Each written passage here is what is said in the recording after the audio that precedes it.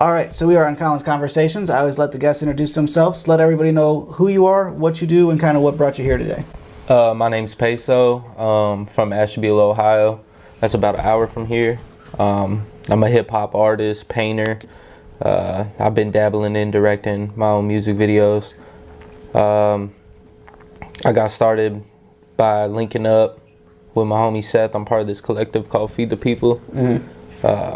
Based out of Garfield. My homie Seth started it.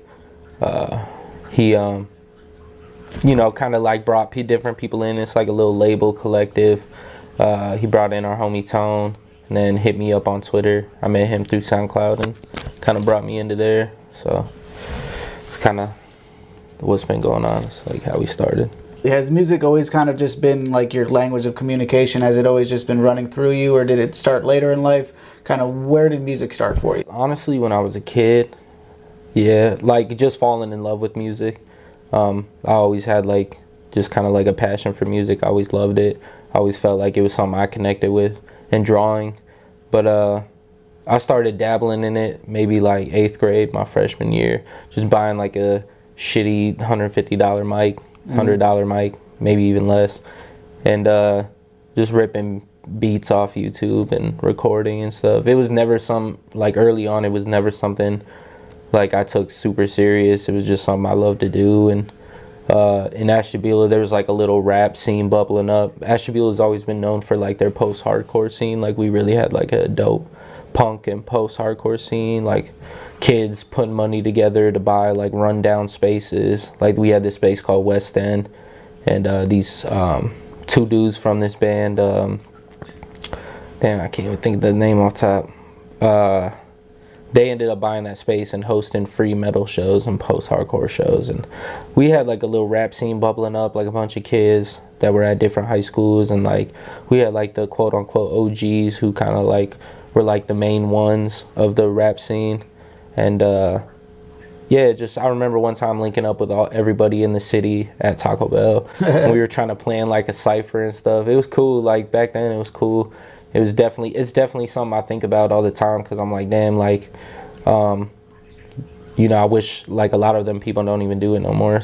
I wish like they would have kept with it, because it was just cool, like being young, like 14, 15, like there was this little scene that was starting to bubble up. And then yeah, like when I turned 18, I came out here. I moved here after I graduated, and the first couple months I was living here, I wasn't really thinking about music because I was going to Cleveland State. I was trying to take that serious, because I didn't think music or like art and films and stuff were like something I could really do. I didn't think it was possible. I didn't know anybody out here that could link me up to anybody else to start doing that. So but the first day I ended up meeting this kid Tristan. He was a producer. He had like a studio set up in his dorm room, and I would link with him all the time and just kind of sit, watch him make beats, kind of pitch ideas or whatever on beats. And I ended up telling him after a while, like months, like, oh yeah, by the way, like I rap a little bit, And he's like, oh shit, you rap, man? He's like, I've been trying to find someone to rap on my beats or whatever. And then yeah, so I just started rapping on his beats, and I tried to put like a project together. I put a project, like it was my first project, but I don't really count it because I was still like dabbling in what I was doing. But we ended up finding Seth's music on SoundCloud, and we fucked with it, and we sent him some records that I did, and he liked them. And yeah, I reached out to him to get a feature on that project, and he hit me back and was like, man, you should join this. You should join Feed the People or whatever. And yeah, the rest is history. I ended up Tristan ended up moving to LA, and I ended up moving back to Ashtabula from Cleveland for a couple months. And I was couch hopping from like August to November. So I was like, I had like a routine. So like Sunday I'd go get clothes from Ashtabula. I packed like a big bag of clothes, and then the girl I was talking to at the time, I'd stay at her house with her cousin, And then if nobody was going to be there, I didn't feel comfortable staying there by myself. So if nobody was there, I'd go to my cousin's house in Lakewood, or my homie Alex's house in Lakewood, or I'd go to Chagrin and drive all the Uber out there and stay there, and then have to Uber back to North Homestead. That's where she was staying. And then, you know, I was doing that until I ended up getting my first apartment, and then I was able to link with everybody all the time. So if somebody's never heard your music before, how would you describe it to them? It's hard when you ask an artist that. It's kind of hard because, like, I just make the music, you know. I feel like everybody else it's whatever they decide. So I have a hard, at least personally for me, I have a hard time labeling like what my music sounds like. But if I had to say something like just like different, just like little psychedelic, like I love jazz music, so I try to incorporate jazz into it. It's still hip hop at the root of it all. Like, it's hip hop. Like, people always say like, oh, what genre are you? What genre do you think you are? Right. And it's like hip hop, you know. And it's like nowadays hip hop, you know, can be so much different things, but at the end of the day, it's still hip hop, still rap. People just incorporate different genres into their things.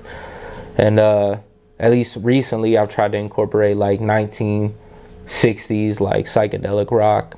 Did you end up listening to that Amber Ice song? Huh? Did you end up listening to Amber Ice? Oh yeah. Did you hear that similarity there? Yeah, it was a slowed down sample on it, as far as I see. Yeah, I was listening to that when I was working the other day, and I was like, I know I've heard this melody somewhere. Like, I know it might not be like it was driving me nuts. I was like, I know it's a Wiz Khalifa song somewhere, and I was like, all right, he didn't respond. Now I gotta go through all the fucking. That's funny too, cause like I used to listen to that mixtape all the time. Taylor Alderdice. Yeah, it might have just been something that hits you subliminally. You're like, oh wait, I like that sound. Yeah. I remember for as far as I see, I was going through like all these different samples from like the 60s and stuff, and I ended up coming across, I can't think of it, but it was this French composer. I used to have it saved in my phone. I don't know where it went, but yeah, that song Amber Ice was just a slowed down, the same sample, it was just slowed down.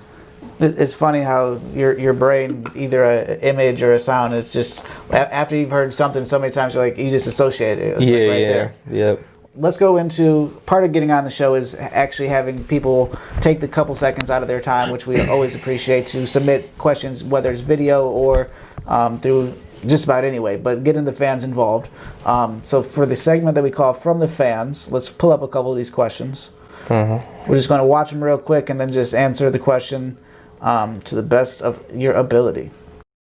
As a creative, I'm wondering a little bit about your process. Were there any maybe unexpected pleasant surprises as you created your album, something that you thought wasn't going to work and then really wound up working, and what did that transformation look like?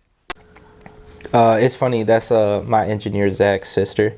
So she kind of got to witness like all the recording, but something that kind of like I didn't think was, me and Zach didn't think the sound we were going for, I knew it was gonna work, but Zach didn't think it was gonna work at first. And he was in Pittsburgh, LA at the time, and he moved to Pittsburgh, and I was back home in Ashtabula.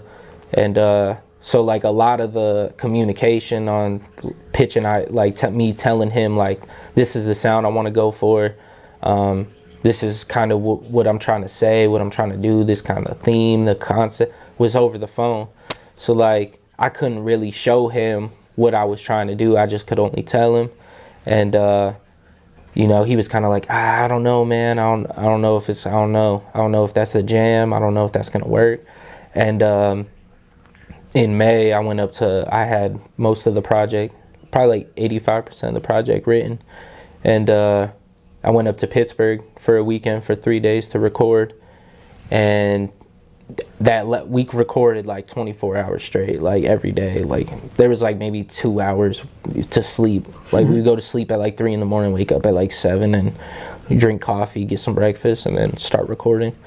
And I think after that session, we kind of looked at each other and were like, damn, it worked, like shit. Like, so that was like something big too, because we played everything we recorded that weekend back from top to bottom, and we were like, fuck, like we did it. Like this is what I was going for, and we nailed it to the best of our ability. So that was something big, at least for me. And I know Zach, because he told me, he's like, man, I didn't think it was gonna work. He's like, he's like, because that was his first time hearing the album when I went up there and we recorded. That was his first time hearing the album. So yeah, that was big.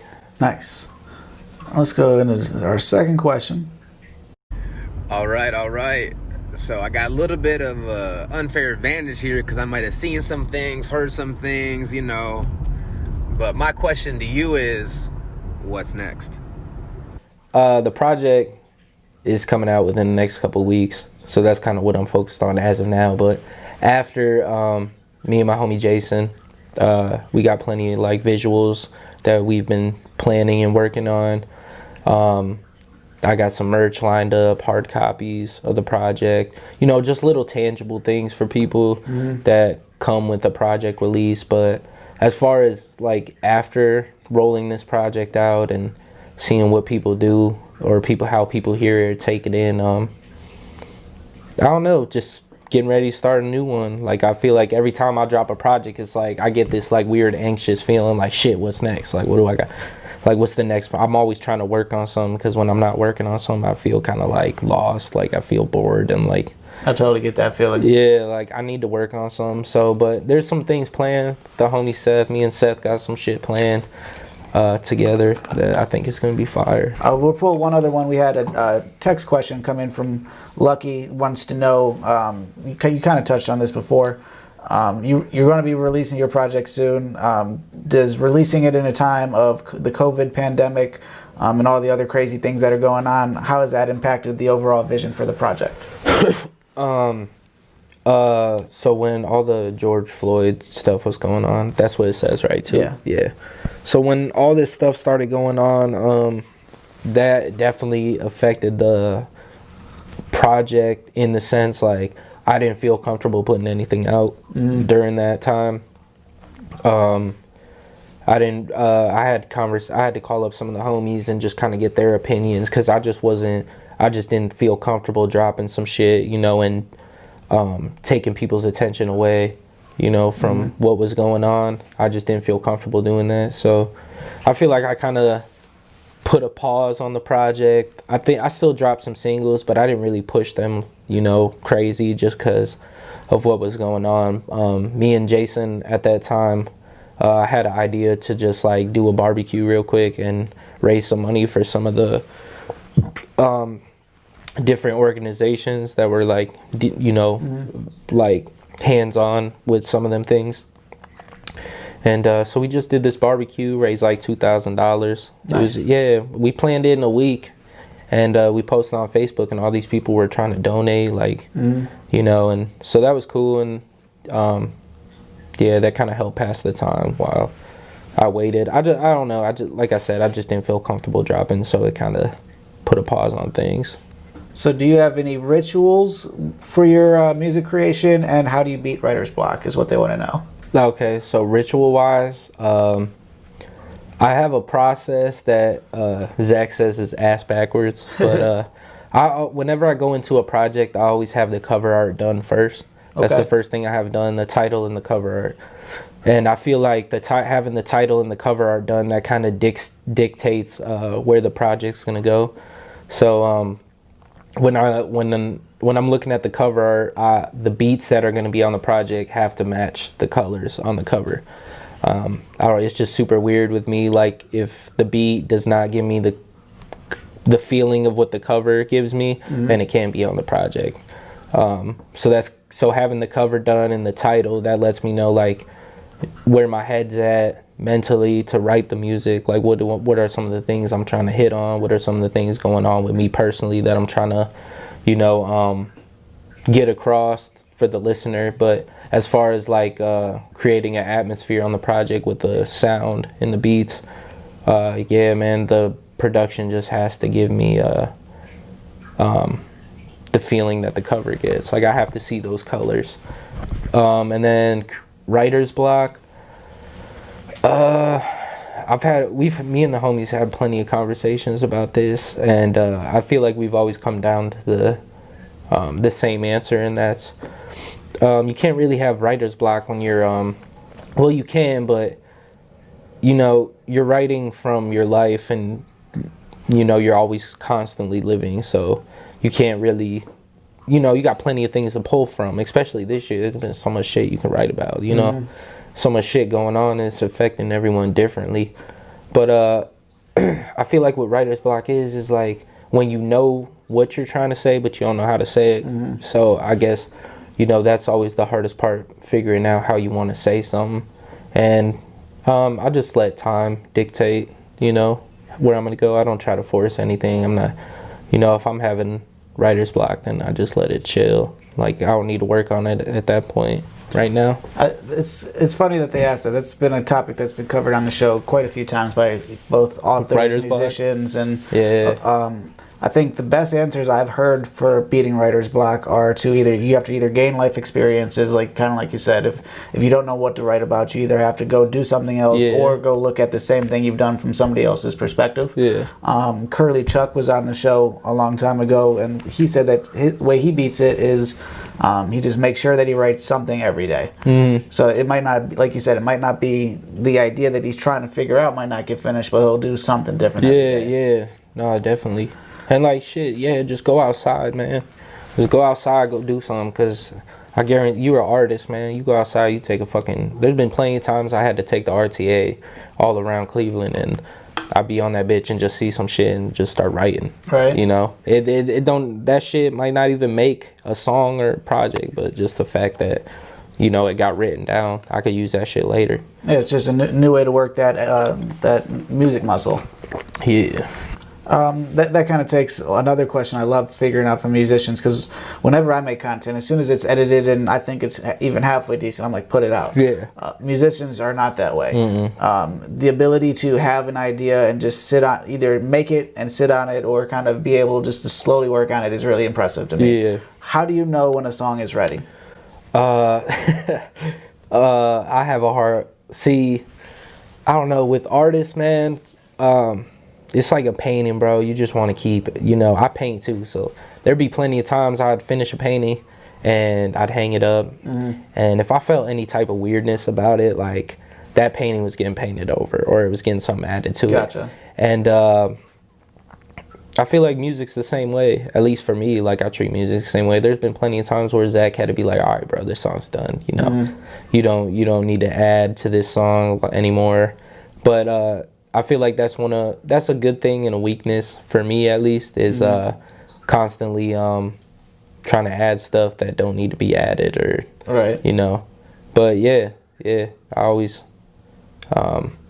at least this project took like a year and a half just working on this. Some of these songs I had written last fall, and just this whole year, at least I had all the project recorded in May, and then this whole year we've kind of just been refining the songs and just adding instruments.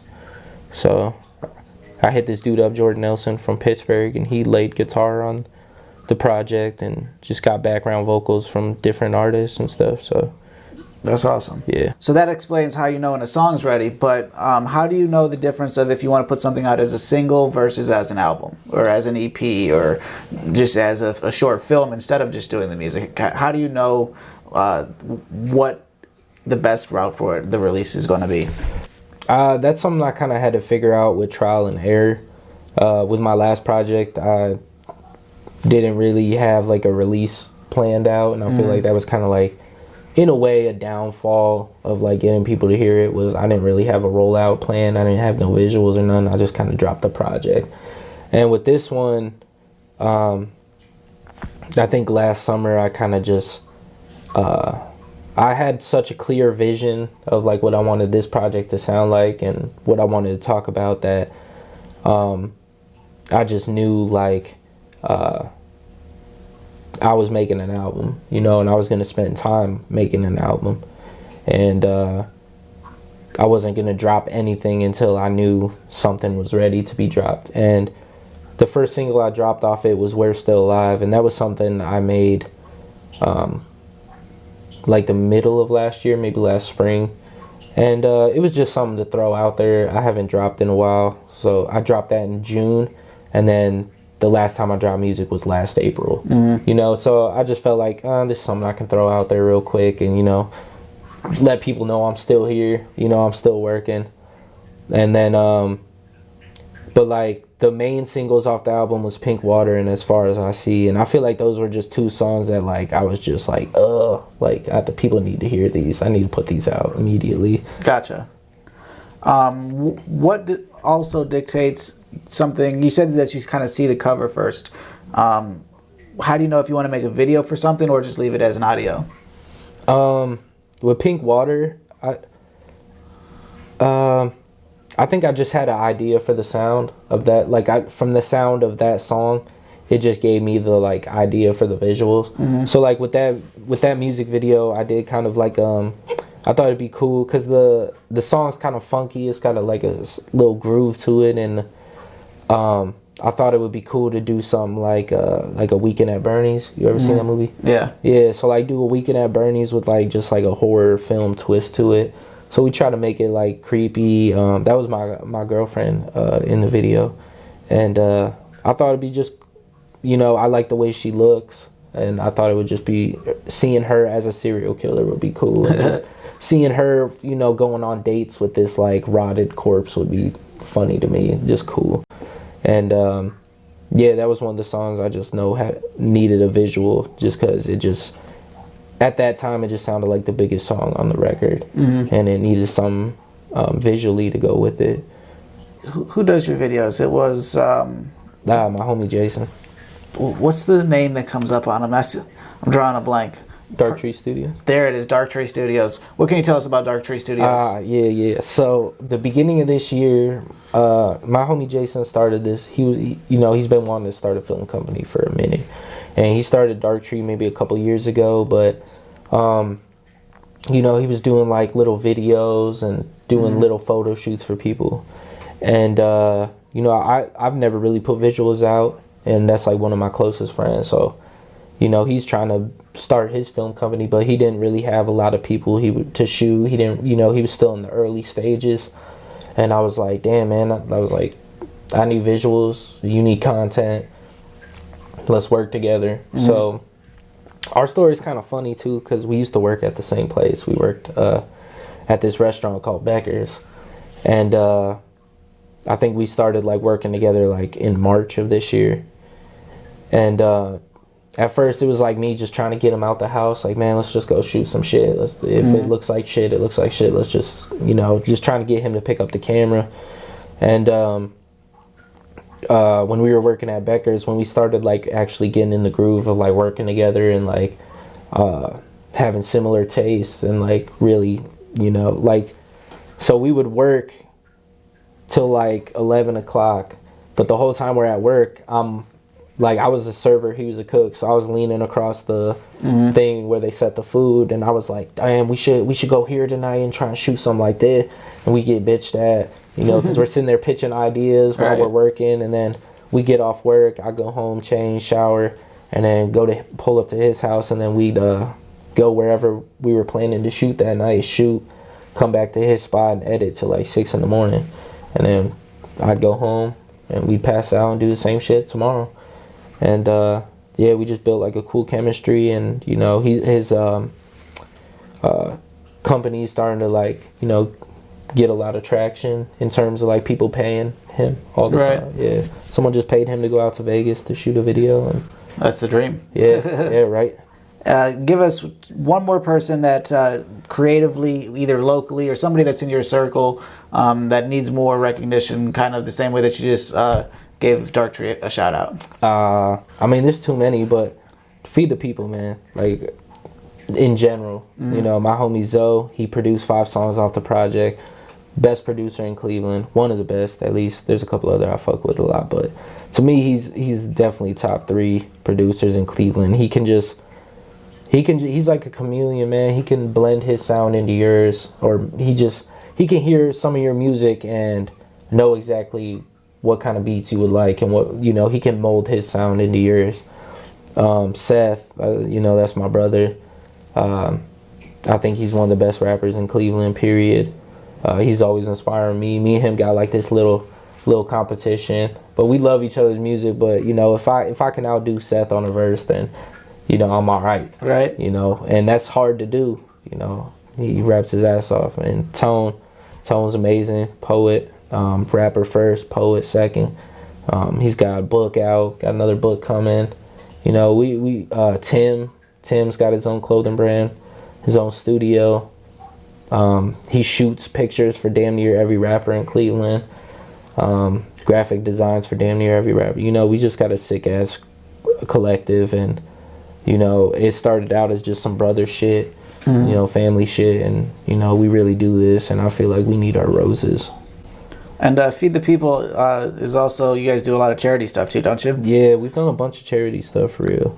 Did that just kind of, just the morals of the group was like, we need to do more than just make entertainment, we need to do something to really give back? Or? Yeah, no, definitely. You know, we're all very much alike, like-minded individuals. I think that's kind of what brought us together. But when it comes to giving back, man, we really care about that shit. Like, all of our first shows that we did were like, bringing food to get in. Like, we didn't, all our shows were free, you just had to bring in food, then we take that food to the food pantries, and we did a toy drive and raised like $1,500 worth of toys for the Boys and Girls Club.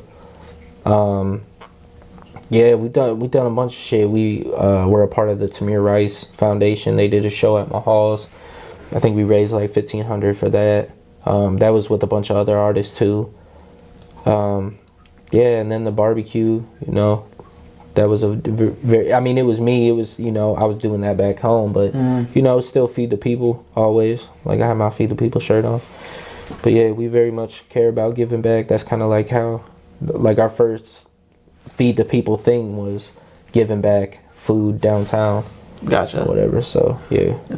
So something else that I always talk about with musicians, it's amazing to me how many people are broke, starving musicians, but they don't have any platform to sell anything on, and they don't really have an actual product. They're kind of just relying on that Spotify stream or iTunes, whatnot. What was the driving force that made you start a website? Because you have peso.bandzoogle.com. Yeah, I think it was just something like I needed to do. Right. Like I said with my last shit, I didn't have nothing. I didn't think about that shit. I was always music, art first. Like, that's my focus. I didn't care about none of that other shit. I just figured, like, the music would speak for itself, but that's just not the reality of things. Like, you need to, you know, you can make a fucking amazing body of work, but if you're not pushing the shit, nobody's going to hear it. Nobody's going to care. You know, so I feel like just kind of making myself a little more professional, getting a website and getting my shit together would definitely, you know, make a bigger impact than what I was making. Right. You know, make people take me a little more serious. And just kind of give people a place where they can find all my shit. Right. I'm trying to remember how Bandzoogle works. Do they have a free plan? Is that why they still have the Bandzoogle in the name, or is it just still the trial period for you? I think it's still the trial period. You want to make sure that you pay the people and make sure that you get the peso.com URL. The shortened URL, just to help with not only people remembering it, but the analytic side of that too. But Bandzoogle is phenomenal. I've made websites typically out of WordPress or different things like that for clients, and you cannot beat the price and the how easy it is to use Bandzoogle. Yeah, no, it's super easy. And where you really can't beat them is once you start selling music through your site, the processing fees are next to nothing, where in almost any other way that you could process it, you're going to lose way more money just getting it processed. Let's see, what do we have here? You said that you wanted to make kind of just the place where everything is. What do you see coming from your website anytime soon? Are you going to kind of completely revamp it? Because you said that you're a very visual cover art person. Every project, are you going to revamp it? Or as the artist that's getting into websites, what's your vision for your website? Oh, yeah, definitely revamping it. Like I said, this is kind of the early stages. It's the first time I ever made a website for myself. We just kind of always had the Feed the People website, but yeah, revamping it. Like, I got a bunch of new shit coming that I'll probably post up. The media section will be looking much cleaner, much more full, bunch more visuals, and I did a bunch of conversation pieces for the album, talking to, like, me and my engineer got one talking about, like, just the creative process we both had while making the album, and I got one with Jason. Talking about just like the visual aspects of the album. That's beautiful. Yeah, so you know, I don't know how many people miss out on that opportunity. I always say every musician should have, like we were saying kind of before we started, that you should have a podcast. Yeah. Because if every project you do a little bit of the behind the scenes stuff like that, and then you could throw a clip of the song behind it, or there's so many ways to use that as your promotion. I mean, that's essentially all this show is asking you those same questions you could ask and just answer yourself into a camera. Yeah. But to have that footage yourself is huge. Yeah. No, it was definitely something I think that was early on that I wanted to do, was just sit down and talk about the album and stuff. I feel like that was another thing I needed to get, better at, was just opening up and being like, this shit's fire and this is how we made it. Right. know? So that was always cool. And then the only other thing on your website that I would recommend is actually making a form on the contact me part. Yeah. They should have that option available to you through Bandzoogle. This should be pretty easy for you to put in, just so it's the easier it is for people to input a question or input booking information or whatever. Definitely makes the difference. Who are these people in the background? Is that stock image, or do you have a band I don't know about? I think that's stock image. That's all right. I got a band. I was like, man, I know he has producers and everything. He's got a whole band behind him. Man, that's the next step. Let's move into actually talking about a couple songs specifically. What do you do distribution-wise? Are you a distro kid, or how do you get your stuff on? Kid. I was distro kid, but fuck distro kid. I want to hear it. What do we not like about them? Oh man, every time I try, when I try to get these releases out, man, they fuck my shit up. They didn't even drop it. And they said they wouldn't answer me back at all. And they said that due to like high volume of people like uploading music, that sounds weak. They have one job. Yeah, just put my shit out. Put it up when you schedule it, right? I gave you plenty of time. So I switched over to TuneCore, and they did that shit in a snap. And they answer me back every time I hit them up. What is that, TuneCore? Yeah. I'm not hip. I gotta go look that one up. Yeah, it's cool. It's all right. So basically what I want to do now is essentially what you said that you already got done, and we're going to try to compete with your own branding of it. Kind of go through a couple different songs that both you sent me and that we already have available to us on Spotify and whatnot. Kind of give us the behind-the-scenes story, kind of the idea behind it, if there's any perspective that the listener might not catch, or any influences that we might not have picked up on. Yeah. I never would have known that you were doing 1960s psychedelic. Yeah. You know what I mean? So like uncovering those gems is what I want to figure out. Yeah. Let's start with, what can you tell us about As Far As I See? As Far As I See, it started out as a collaborative beat from Zach, or Zoe, and this dude Sam, who used to work with us. And the first beat didn't come out right, and I was pretty pissed off about it. And I ended up finding this sample, and it just like connected with me in terms of just the groove and the vibe and kind of the atmosphere the sample was creating. And I knew it was something that Zoe could flip. And me and Zoe made it in like 30 minutes. We just threw the drums. He made the drums real quick, and we just, played with it a little bit. And I think I wrote most of the song that night. And I feel like it's definitely like one of them anchor songs on the project that I feel like is a moment.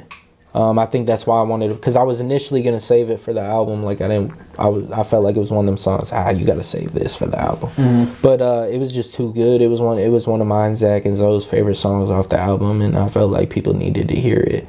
I feel like my one homie Jason said, he's like, it's like riding in the desert.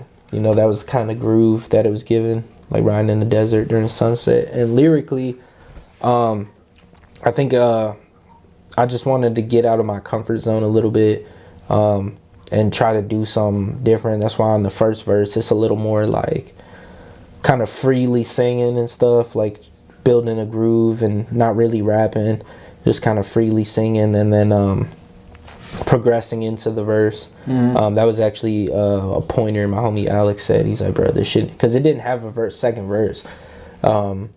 And then he was like, I think you should add a verse. And I didn't really know where at first. And then I kind of found like a little pocket that I could put in, and we ended up just stretching the beat and throwing that. And then I recorded that and threw it in there, and it'll make the song way better.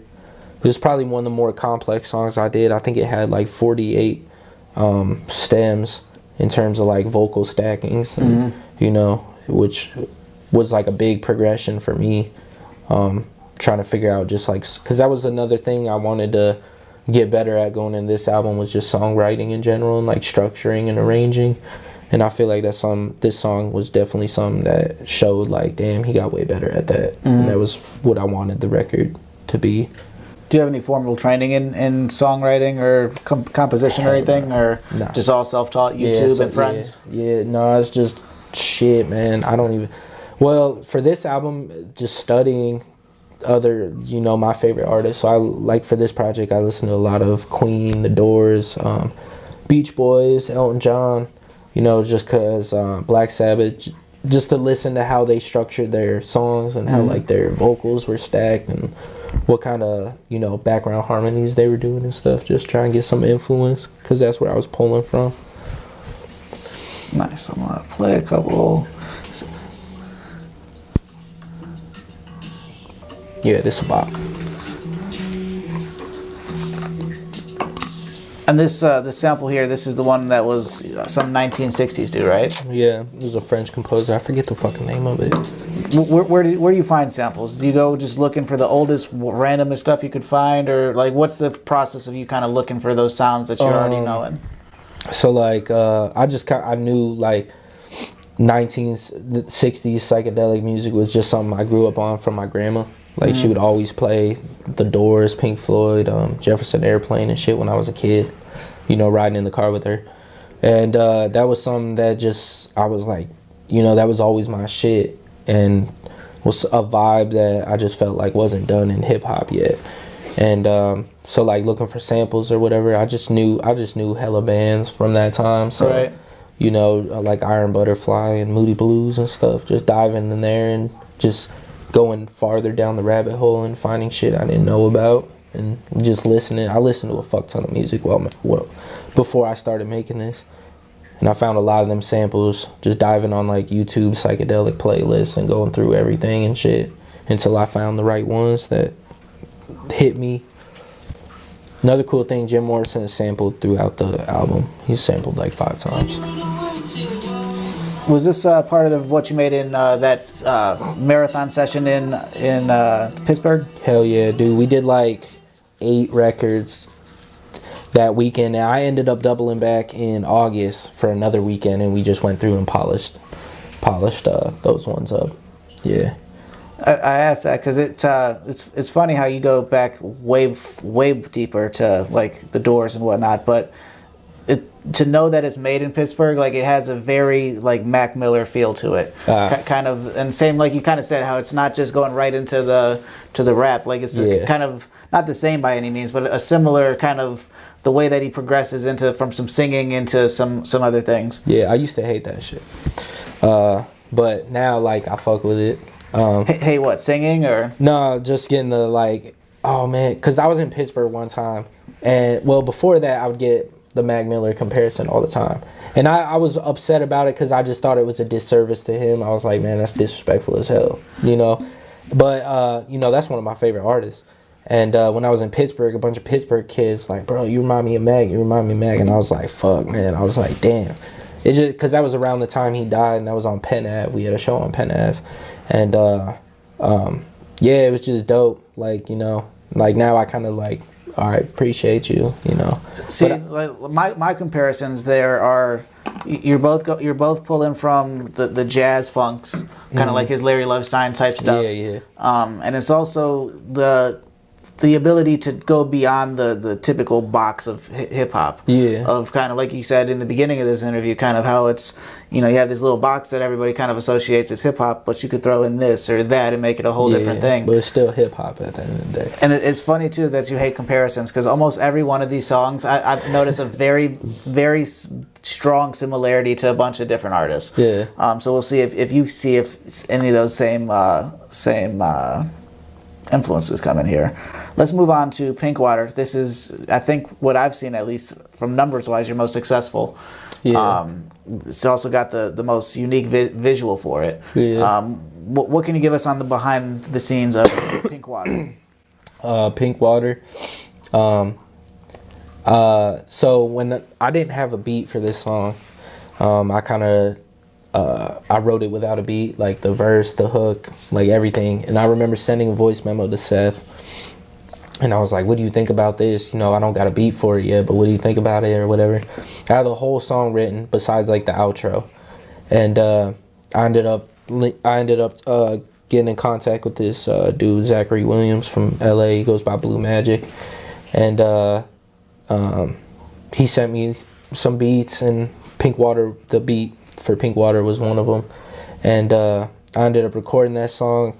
And that was one of our favorite records. That was hella people's favorite song off the, like when I was sending that shit to Seth, or like all the people that like opinions I care about when it comes to my art and music, they were all jamming that, like they were all loving that song. And that was one of the songs where I just feel like that was probably my most, at the time recording that was probably my most different in terms of like I've never done like a Seth told me one time his mom came downstairs when he was playing it while they were all kicking it in his kitchen, and she thought it was Funkadelic. She was like, is this Funkadelic? He's like, nah, this Peso. And he told me that, and I was like, damn, that's what's up, because that's like the vibe, the time, like that time is what I was trying to inject into the album, just that early 70s, 60s. But yeah, Pink Water was definitely one of them jams, man. In the outro, when you hear all the vocals stacked, we didn't really know what to do at the end, but we knew we needed something. We needed like a cool little outro. We just didn't know what we wanted to do. And we were listening to it. And I ended up just singing like a little melody, trying to find something. He was like, Zach was like, yo, that's it. He's like, you sing. So I did all my singing parts, and then he went behind me and did all his, and then I dubbed his. And we were trying to do like a Beach Boys type thing. You know how like they be stacking all their vocals, that barbershop quartet shit. Right. So yeah, we tried to do something like that at the end. And I feel like it was just a cool vibe, fun record. And just something I've never done before. I think that describes almost everything that you have. It's just that cool vibe and unique to yourself. Before we dive too much deeper in there, I don't want to get away from here and completely forget to get this good question. Every artist has a stage name. How did you come up with yours? So I used to play like hella soccer growing up, and I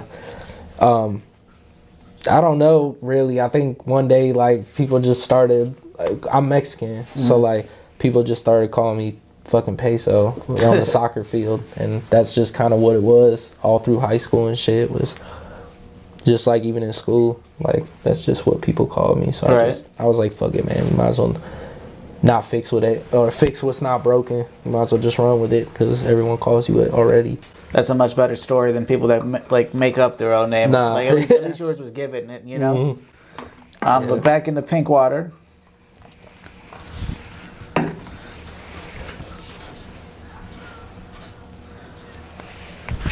Oh, that's right, because I turned it down here too.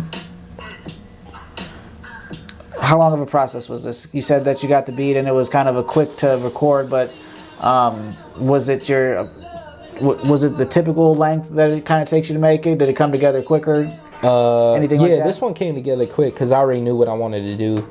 Like I had like all the structuring, and like I knew where I wanted to dub my vocals and stuff. Like I already knew what I wanted to do on this song, so he just played the beat and I just knocked that shit out. It was more so the outro we were just sitting, but we knocked that out in like 30 minutes.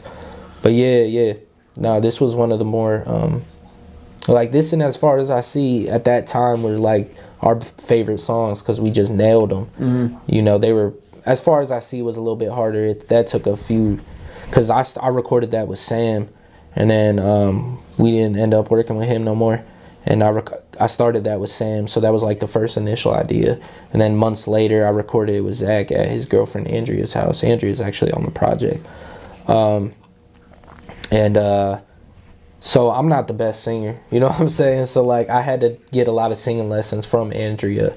She's an amazing singer, and from Zach too. Just like noticing, cause like I had like, I could carry melodies and stuff, but I wasn't hearing like when I was off key or like, what tone I was in.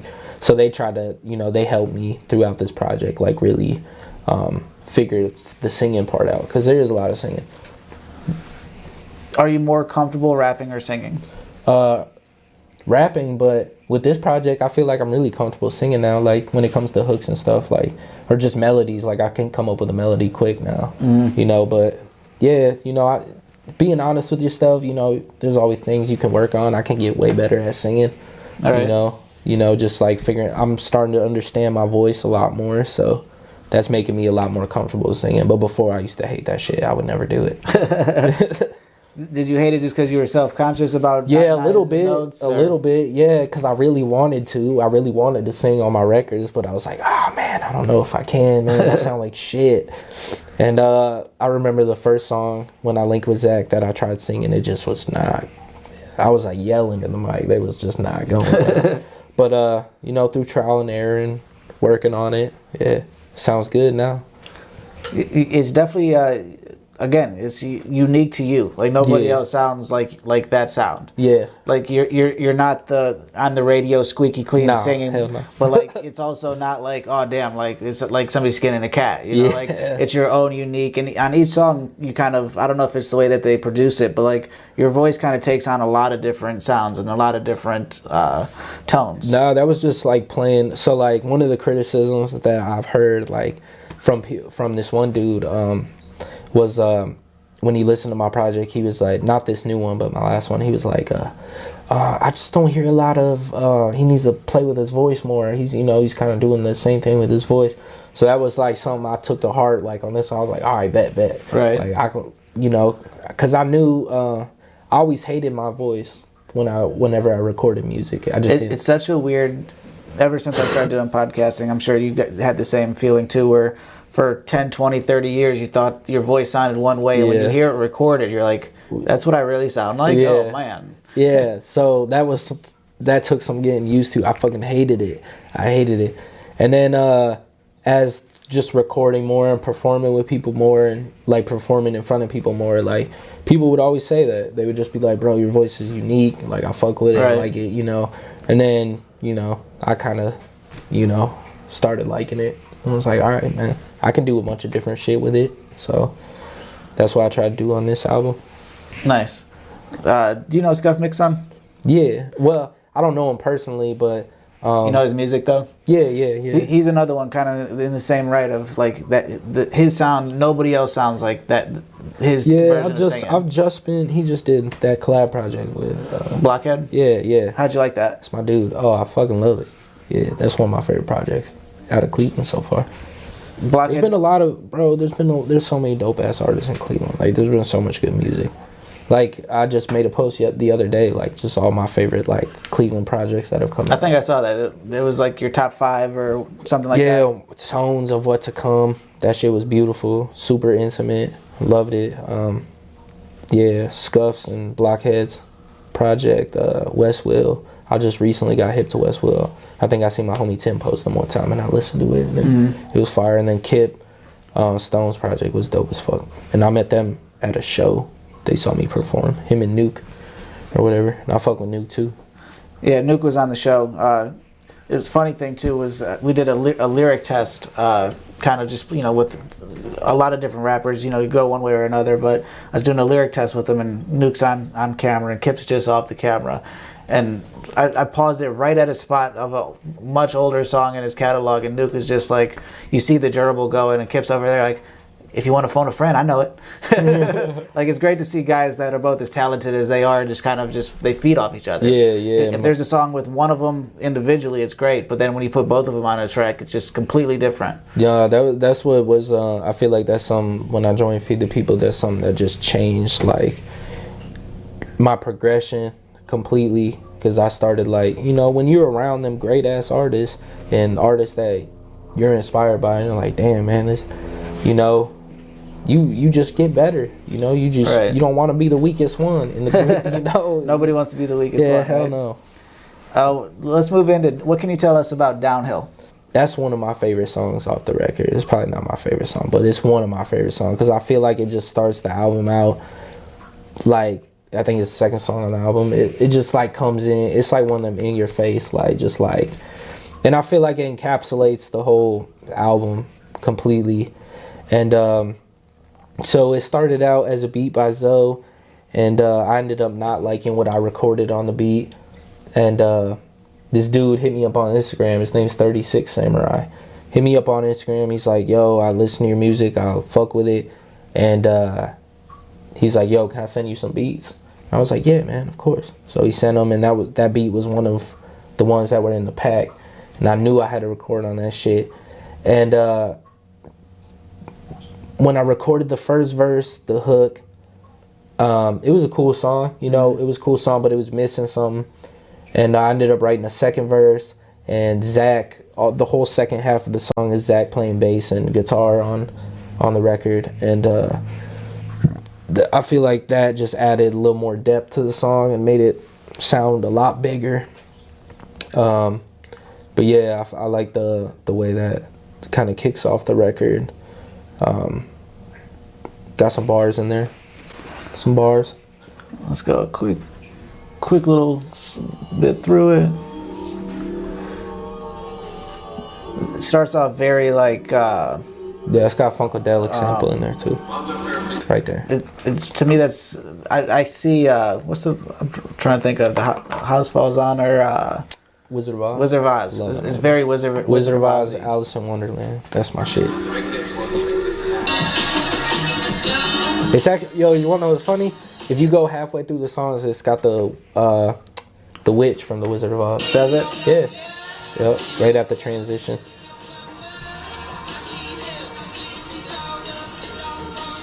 This is one of the longer songs that I've listened to in a while.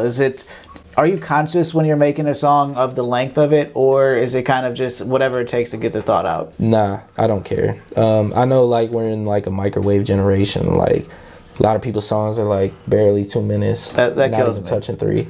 I don't really care about that shit. That was something I really thought about. I was like, damn, man, all these songs are like 4:30, like, but I didn't care. Like, I was like, man, because if I was to take anything away from the songs, it would just like water it down and be boring as fuck.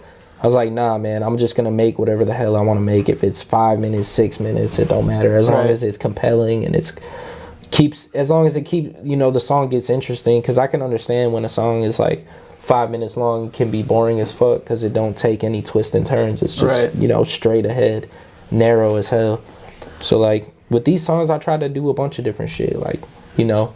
I think too with what I was thinking, because I noticed that like you said, that you're right around the 4-minute mark on a lot of different things, where knowing too that you like to do those really interesting visuals and things like that, to have a longer song gives you the ability to tell more of a story and a visual as well, I would think. Yeah, absolutely. It gives you a lot more room to work with. But I don't know, I've always been a fan of just like long songs. Right? Nothing wrong with that. No, hell no. Keep it interesting. I think the only other one that we didn't cover that we needed to was It's All Good Till It's Bad, right? Yeah, love that song. What can you tell us about that? Yeah, that's one of my favorite songs off the album. They're all your favorite. Yeah, I know, man. They're all your babies. What sucks. You can't really pick. That's what's crazy. Like next week it's gonna be some other shit. But yeah, I mean that's the beauty of making music, man. Like I love all the songs on this record, but this song in particularly, it was a struggle to like put together. We just couldn't. I just could not figure out like I wrote this song like a year ago. I think I had the verses and the hooks all done, all written, and then but I didn't have the beat. I didn't have the beat for this one, and then I ended up getting it from Blue Magic again in that beat pack he sent me, and when we first did it, I was on the hook. I did all my vocals on the hook, and I did the verses, and it was just not. It was missing something. It wasn't hitting. You know how it should. You know. I feel like this one of the more like introspective songs, and it just wasn't hitting on the hooks like it should. And Zoe was working with our dude Cam Stevens, and super talented dude. He put out a project, and I listened to his project, and I was like, oh, yo, this is the one. Like I need this dude on this song. Like he would fit it. He would bring it to add that color to it, the texture. I loved the way his voice sounded. It was like a little raspy and smoky. I was like, that's perfect. So I hit him up. I sent him the song. He was like, he was like, all right, bet, bro. I'm gonna listen to it. And he hit me back. He's like, oh yeah, man, I'm down.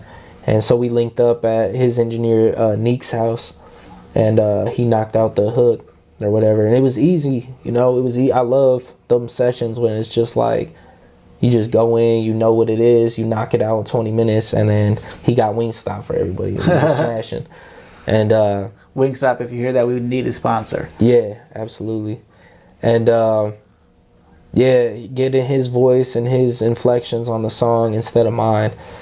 You know, I feel like was one of them moments for me personally where it's like, because everything before that was all me, you know what I'm saying? But with this project, I wanted to collaborate a little more. I wanted to get more people on it.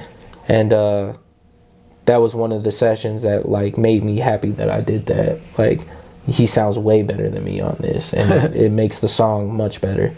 And then we were about done wrapping the album up a couple weeks ago. And we were kind of going, I was coming up here, and me and Zach were kind of going over the last couple things. And Andrea really wanted to get on it.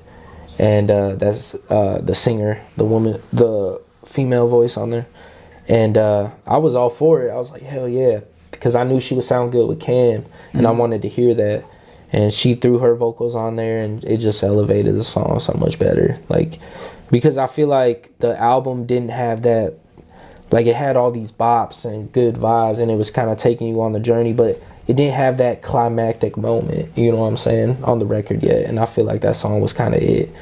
In the placement that we put it at, and just how we did everything, it was the climactic moment that the record needed. Gotcha. Let's go through it real quick, see if anything else pops out to you.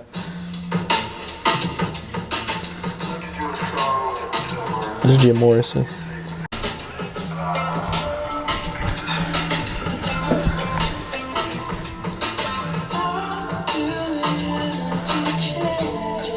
So before, right now we have a female voice there, but before that that's Cam. Oh, really? Yeah. That's a high-ass note. Yeah, he's killing it, bro. That's a high note. Dog. He's a dog. No disrespect to him. You hit a high-ass shout out note Cam. there. You're a dog, bro. Nah, for real. Someone else said that too. I think my girlfriend said that. And I was like, nah, that's Cam, bro. He's killing it. That's crazy. Yeah. He's cold.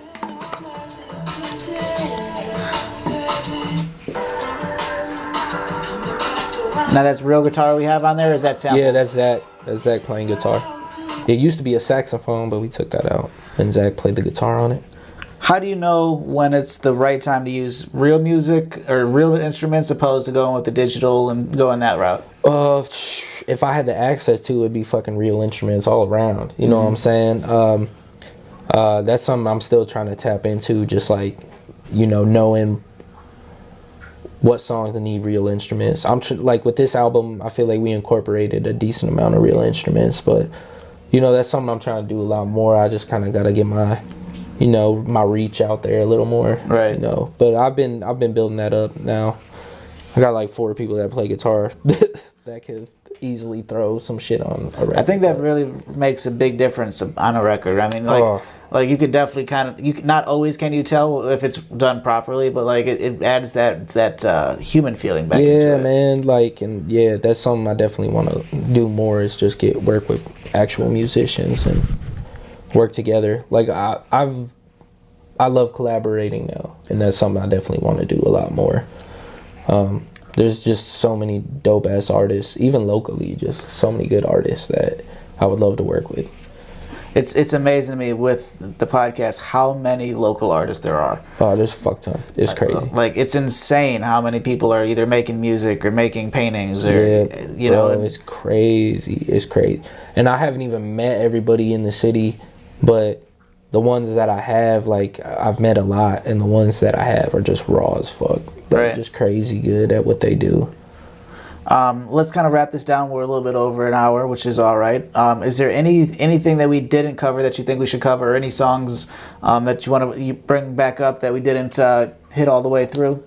I think we did. I got one other topic that I could think of that we want to go through, but anything on your end that we left out? Nah, bro, we covered everything. I am going to take the last question to, we had with the Dirty Backpack interview, we had you're going to be a rap uncle, but you've recently become a rap dad. Yeah. Has there been any yeah. any changes in your process of the stuff that you make, the stuff that you put out ever since you became a dad, or that you knew that was coming? Yeah, when I found out I was about to be a dad, 2 weeks after my last project, and I've kind of always been like a goofy ass dude. Like I take everything, like everything's funny to me. You know, I don't take anything too serious. So when I found out I was being dad, I laughed because I thought I was happy. You know what I'm saying? I've always loved kids. I always wanted to be a dad, but I think it was also like a kind of scared laugh, you know, just kind of like, and one of the things was like, damn, I don't know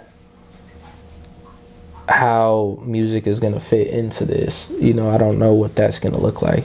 So there was a couple of dudes, rap dads, who are out there that I talked to kind of ask them like, man, how do you balance your art and music and being a father? And they all pretty much said, man, you just got to figure it out when it happens. Like as you're going through it, you got to figure it out. And that's literally what you have to do, man. You can't explain to people like this is how you balance being a dad and making music or making your art or whatever. Like, no, you just got to do this shit. And it's hard as fuck. Like, it's not easy. The only times I would get to myself to write and shit was sitting in the car. You know what I'm saying?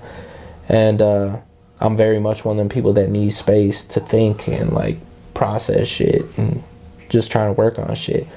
So the fact I didn't have my own space anymore was something that, you know, was a hard adjustment. But, nah, man, this dad shit's been fun. And it made me a lot more, like, all right, bro, like, it's now. Like, you got to, you know, do this shit now. Right. You got to get up, and if you want to do this shit, you got to do it now. Like, it made me a lot more aggressive in making music and, like, trying to make quality shit, you know, not wasting any time on some weak shit, you know. Like, I was trying to make the best shit I could. I called Zach that night and I was like, bro, like, you know what I just said, like, bro, it's now, like, I'm about to be a dad, man. That was the first person I called. I was like, bro, I just found out I'm about to be a dad. Like, it's now or never. Like, I got, you know, whatever I gotta do, if I gotta drive out, you know, to wherever to record, like, you know, I'm not trying to work with no one else. Like, you know, I'm down to do whatever. And yeah, that's kind of what happened. I'm thankful, you know, I got a you know, baby mama that's like supports me, you know what I'm saying, like supports what I'm doing. And you know, there are them times where it's like a little struggle, you know, where it's like, man, I probably shouldn't go out there. Like, I don't like staying away from home too long, you know, away from my son too long, because I start feeling some type of way. Like, I'm not, you know, it's just a me thing. I start feeling some type, like, man, I'm not, I should probably be home right now with my son. But yeah, it made me a lot more mature, a lot more aggressive on what I want to get done, and it's been cool. Yeah, it's cool. I love it. Absolutely. The way that I end every interview, I'm going to get up, I'm going to reposition the camera. We call this the digital soapbox. You're going to get 1 minute to end the interview on any note that you want, whether you want to use it as a promotional, let everybody know where you're at, whatever you want to do. But let's get the camera dead on you. Yo, what's up, everybody? My name's Peso, man. You can follow me on Instagram at SmilePeso. You can hit me up on Spotify, Apple Music. Follow me on Twitter at SmilePeso. Make sure you check out the album. It's coming out December 11th.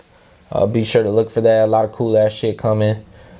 Just stay tuned, man. Just stay tuned. Shout out Colin Conversations, man.